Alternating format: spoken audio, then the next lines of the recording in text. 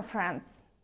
Today, the shelling of border towns in Chernihiv, Sumy and Kharkiv regions from Russian territory continues unabated.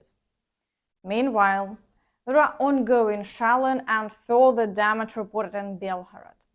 However, there have been no new offensive actions into Russian territory, and the situation remains unchanged for now. Additionally, last night in Moscow, unknown assailants opened fire on people in a shopping center, resulting in numerous casualties.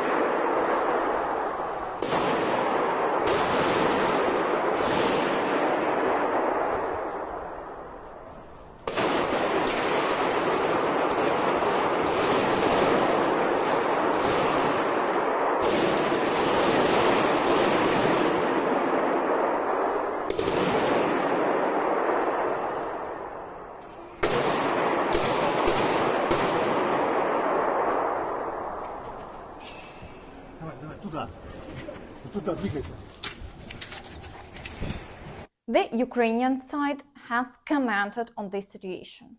The terrorist attack in Moscow is a planned and deliberate provocation by the Russian special services on Putin's instructions. Its goal is to justify even tougher strikes on Ukraine and total mobilization in Russia. The public execution of people in Moscow should be understood as Putin's threat of even greater escalation and expansion of the war. Putin has extensive experience in organizing such terrorist attacks as a way to strengthen his own power, starting with blowing up houses on the Kursk highway. Today's action of intimidation of Russians will be the reason for the maximum tightening of the screws on Russia itself. The Serbian President stated that it seems the US were aware of the events being prepared, as they had warned not to visit shopping centers since the beginning of the month. 7. marta je američka ambasada pozvala svoje građane da ne idu u shopping molove. To su radili zatim i Britanci i još neko. Što znači da su njihove specijalne službe presrele određene razgovore, došle do informacije i znali su da će to da se dogodi. Meanwhile, following the shooting, the said shopping center caught fire. According to a correspondent from the RIA Novosti agency, the attackers threw a grenade or an incendiary device, so resulting in the outbreak of the fire. Official data suggests that up to 6,000 people could have been inside.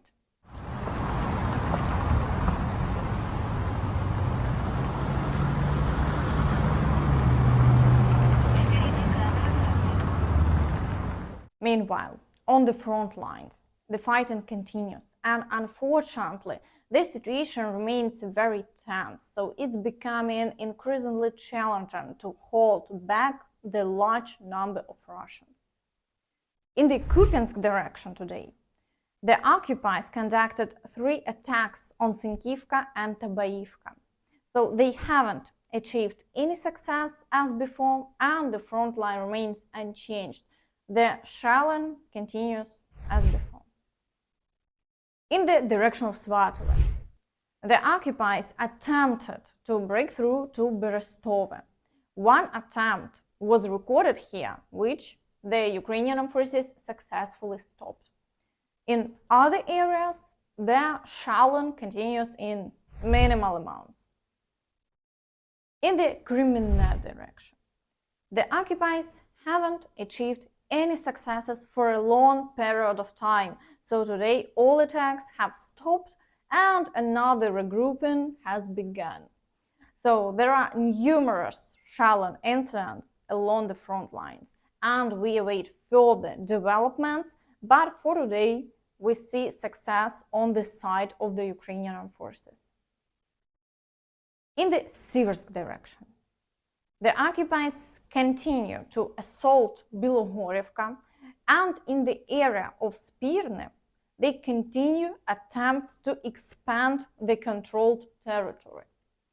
However, further south, near Vesele and Rusdolivka, they haven't achieved any success in 2 days. So today, all attacks have ceased and the front line remains unchanged. In the Bakhmut direction, the occupiers failed to advance near Bogdanivka and Ivanivska, so shelling continues but in significant amounts. However, near Klishchiivka, the fighting continues, and the Ukrainian Armed Forces report that tactically the occupiers have managed to advance again. Bakhmut, the enemy resumed massive meat assaults on Bodanivka and Klishchi. In the area of Kromov, oncoming battles continue without success for both sides. Similarly, the occupiers are striking Chasiv Yar and Konstantinivka, but no new attacks in the Chasiv Yar area are being reported. So it seems that this situation has been stabilized by the Ukrainian Armed Forces there. In the Avdiivka direction, things are also tough. But here, the Ukrainian Armed Forces are doing the impossible.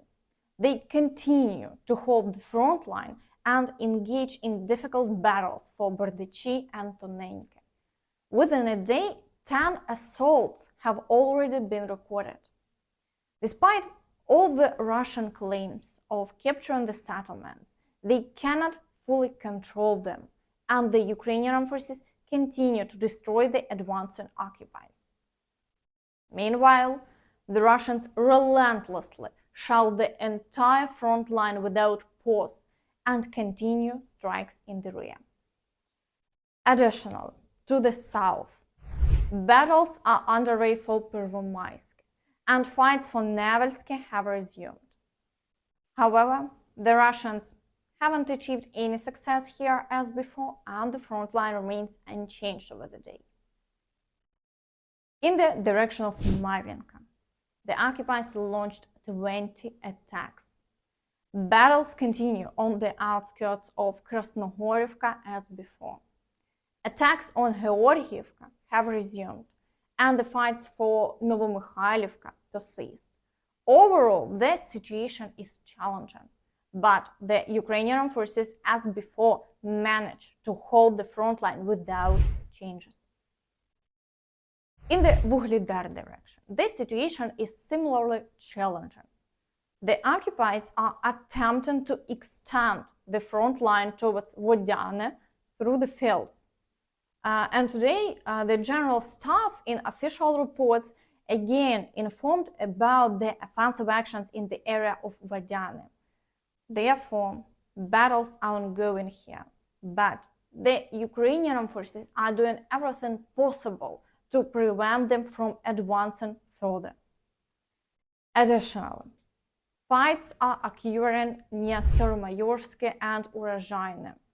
The shelling continues along the entire front line, and the occupiers also claim that supposedly 2 workers on the railway under construction from Rostov to Crimea were injured as a result of shelling. So it seems that the Ukrainian Armed Forces are actively trying to hinder their railway construction efforts.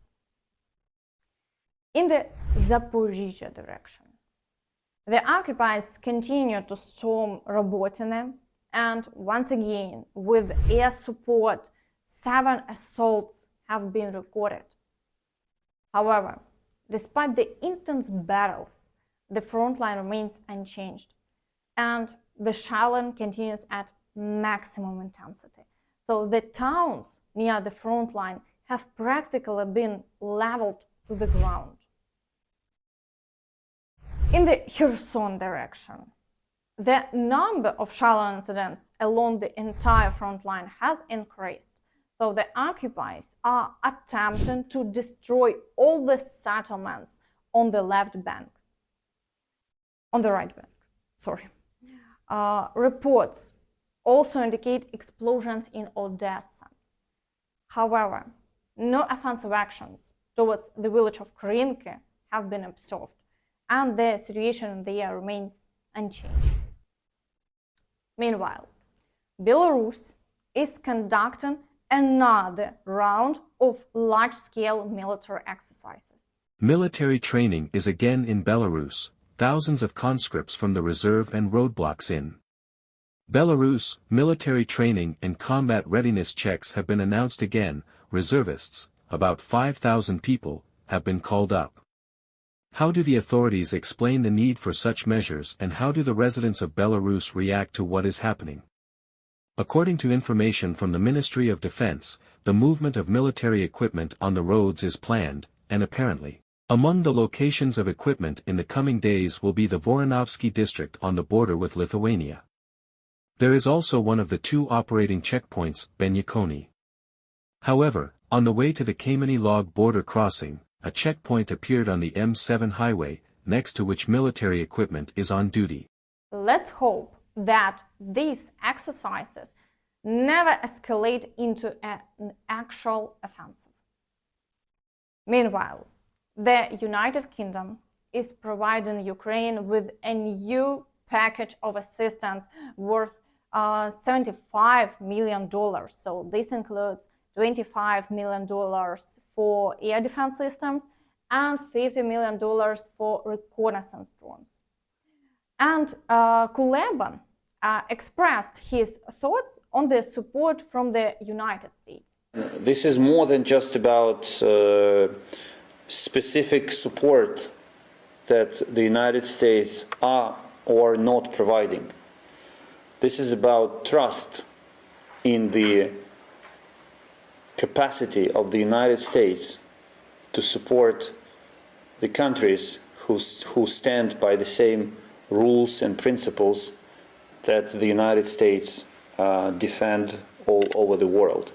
It's much, much broader than about Ukraine, because if the United States cannot help Ukraine, then the question is who else they can help.